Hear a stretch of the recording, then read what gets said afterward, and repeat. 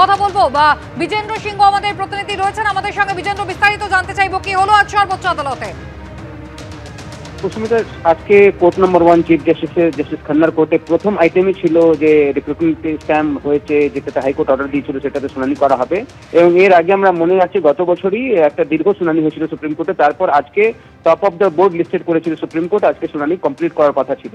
কিন্তু যেহেতু কিছু সমস্যা আসার পর আজকে কোর্ট ঠিক করে, প্রথমেই বিচারপতি চিফ জাস্টিস বলেন কি তারা মনে করছেন কি আরো কিছু এখানে হিয়ারিং এর প্রয়োজন রয়েছে, আর বাকি যারা পার্টি রয়েছেন তাদেরকে তাদের ডকুমেন্টস গুলো জমা দিতে হবে। তাই আজকে হয়তো শুনানি হচ্ছে না, কিন্তু আগামী সপ্তাহে আগামী সোমবার তারা শুনানি করবেন 14 তারিখ।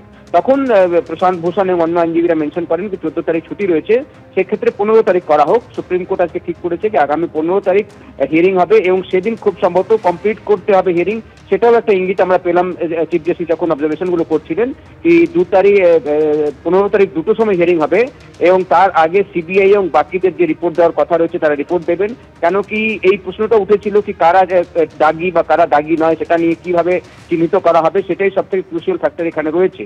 তখন চিফ জাস্টিস বলেন কি সিবিআই কে আগেই বলা হয়েছে কি তারা রিপোর্ট জমা দেবেন সুপ্রিম কোর্টের কাছে, এবং আইডেন্টিফাই করা কি কারা টেন্টেড রয়েছে কারা টেন্টেড নয় সেটাই যখন প্রাইম এখন উদ্দেশ্য রয়েছে, সেক্ষেত্রে এই রিপোর্টকে বিশেষ করে এবং বাকিদের বক্তব্য শোনার পর সেটা সম্ভব হয় কিনা সেটা 15 তারিখ জানা যাবে। কুসুমিতা, এখন হিয়ারিং আজকে খুব একটা দীর্ঘ হলো না, যেহেতু একটা দীর্ঘ হিয়ারিং গতবার হয়েছিল। আজকে চিফ জাস্টিসও বলেন গতবার তারা লেন্থ হিয়ারিং করেছেন, আজকে তারা মনে করেছেন কমপ্লিট করে দেওয়ার জন্য, কিন্তু কোনো কারণে আজকে হিয়ারিং হচ্ছে না। আগামী 15 তারিখ হিয়ারিং হবে, কিন্তু 15 তারিখ খুব সম্ভবত যা ইঙ্গিত আমরা পেলাম সুপ্রিম কোর্টের কাছে 15 তারিখ হয়তো হিয়ারিং তারা কমপ্লিট করার চেষ্টা করবেন এবং বাকিদেরকে হলফনামা দেওয়ার জন্য সময়ও দেওয়া হয়েছে। 15 তারিখে আগে তারা জমা দেবেন, সিবিআই কে রিপোর্ট জমা দিতে হবে, সেটাও আজকে চিফ জাস্টিস বলেছেন।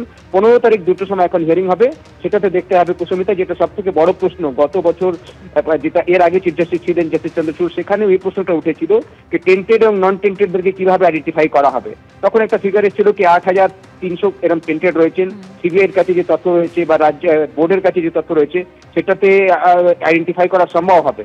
তখন গত হিয়ারিংও বলেছিলেন যে যদি আইডেন্টিফাই করা সম্ভব হয় টেন্টেডদেরকে, সেক্ষেত্রে সবার চাকরি বাতিল করার প্রশ্ন উঠবে না।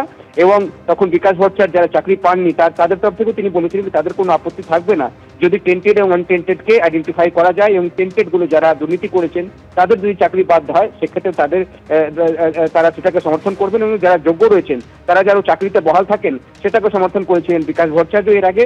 এবং তখন চিফ জাস্টিস চন্দ্রচূড় বলেছিলেন যে যদি সম্ভব হয় এটাকে সেগ্রিগেট করা তাহলে সেটা করা হবে, যদি সম্ভব না হয় সেক্ষেত্রেই বাকি পুরো প্যানেলই বাদ হবে।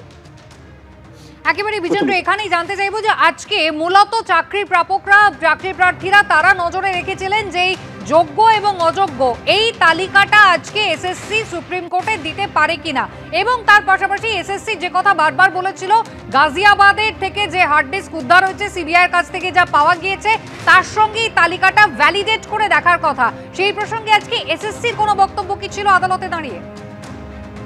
না, যেহেতু কোনো শুনানি হয়নি কুসুমিতা, যেহেতু আগে একটা মনোভাবনা দেখলাম কোর্টের, তারা ইঙ্গিত দিচ্ছিলেন কি পরবর্তী হিয়ারিং সোমবার তারা করবেন, এবং সেক্ষেত্রে তারাও এটাও বলেন কি ইতিমধ্যেই তারা একটা লেন্দি হিয়ারিং করেছেন গত ডিসেম্বর মাসে, এবং আরো যেহেতু হিয়ারিং এর প্রয়োজন হয়েছিল সেটা তারা আগামী সপ্তাহ সোমবার করবেন। সোমবার যেহেতু ছুটি রয়েছে তাই আগামী 15 তারিখে ডেট দেওয়া হয়েছে, দুটো সময় ঠিক করা হয়েছে। তার আগে যেটা তুমি মেন যে ট্রাক্স রয়েছে এখন গত 1.5-2 বছর ধরে আমি কেসকে ফলো করছি সুপ্রিম কোর্টে, সেটাতে বারবারই একই প্রশ্ন উঠে আসছে কিন্তু যারা দুর্নীতি করেছে এবং যারা দুর্নীতি করেনি, যারা টেন্টেড বা যারা নন টেন্টেড তাদেরকে কিভাবে সেগ্রিগেট করা হবে।